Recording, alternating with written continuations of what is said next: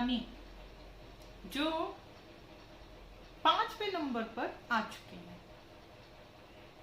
विश्व में अमीर व्यक्तियों की लिस्ट में 5वें नंबर पर आ चुके हैं। बेशक हमारा देश बर्बाद हो चुका है, हमारी आर्थिक जो अर्थव्यवस्था है वो पूरी तरह से ध्वस्त हो चुकी है, पूरी तरह से देश का बेड़ा गर्क हो चुका है। लेकिन कुछ लोग हैं जो प्रगति भी कर रहे हैं हमारे देश में। उनमें से है अंबानी साहब। मेहरबानी किसकी है बताने की जरूरत नहीं है। तो अंबानी जी को विश्व का अभी अमीरों की लिस्ट में जो है 5वां स्थान मिल चुका है। कितने समय में? 5 साल में, 10 साल में, 20 साल में नहीं, 1 साल के अंदर अंदर 100 लोगों की लिस्ट में भी नहीं थे वो, लेकिन आज वो 5वें नंबर के रईसों की लिस्ट में आ चुके हैं।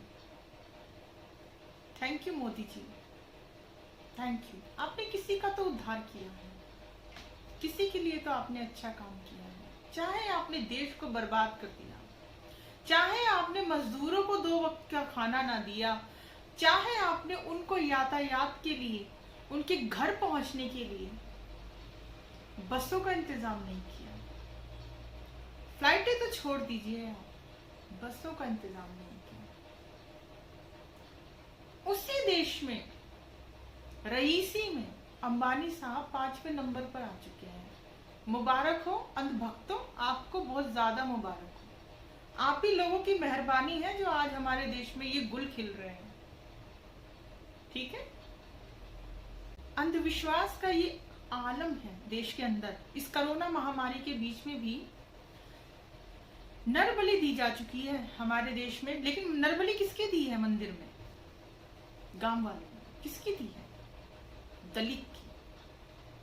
गरीबों पर अत्याचार जो थमने का नाम नहीं ले रहा, चाहे वो पुलिस हो, चाहे वो दबंग हो, चाहे वो सरपंच हो, चाहे वो अपराधी हो, चाहे अपहरणकर्ता हो, सभी लोग आज देश के गरीबों के पीछे पड़ चुके हैं। क्यों क्यों अपराधियों के इतने हौसले बुलंद हो चुके हैं? कभी सोचा? कभी सोचा? और अंधविश्वास को बढ़ावा देने वाली ये सरकार और उनके नेता प्रज्ञा ठाकुर, जानते सभी हैं, श्राप दे दिया था उन्होंने शहीद को, श्राप लगा था उनको। उनका ये कहना है कि जो कोरोना महामारी है, यह एक नेता का बयान है कि कोरोना महामारी जो है वो हनुमान चालीसा का पाठ करने से चली जाएगी। तो फॉलो कीजिए, सभी लोग हनुमान चालीसा का पाठ कीजिए, कोई दिक्कत नहीं है, कोई परेशानी नहीं है।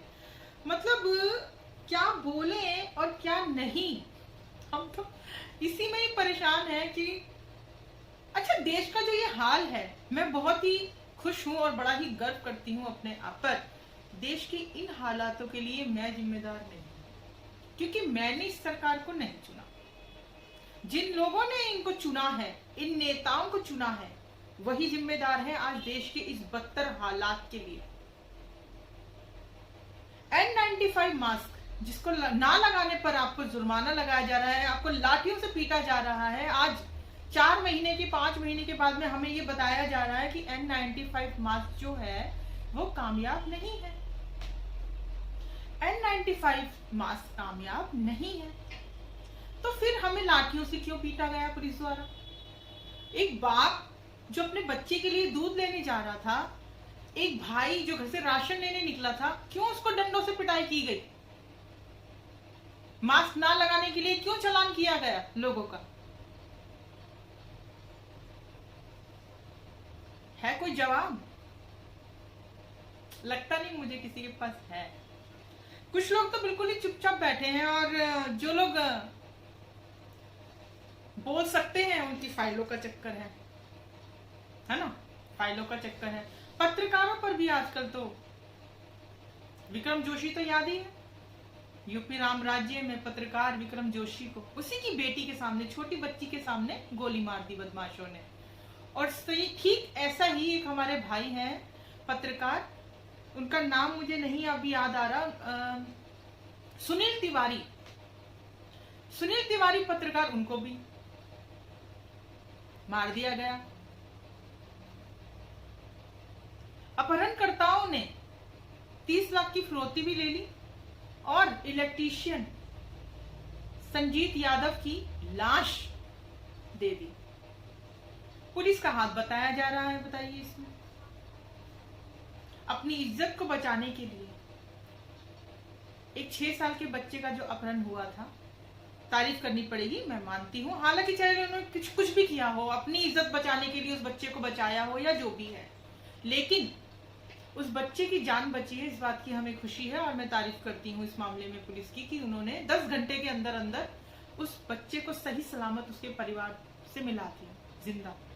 लेकिन काश इलेक्ट्रीशियन संजीत यादव के साथ भी ऐसा ही किया होता इस पुलिस डिपार्टमेंट ने, पर अफसोस ऐसा नहीं हुआ।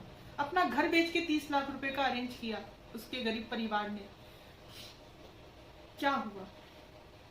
पैसा भी दिख गया, घर का बच्चा भी गया। ये हाल है हमारे देश का।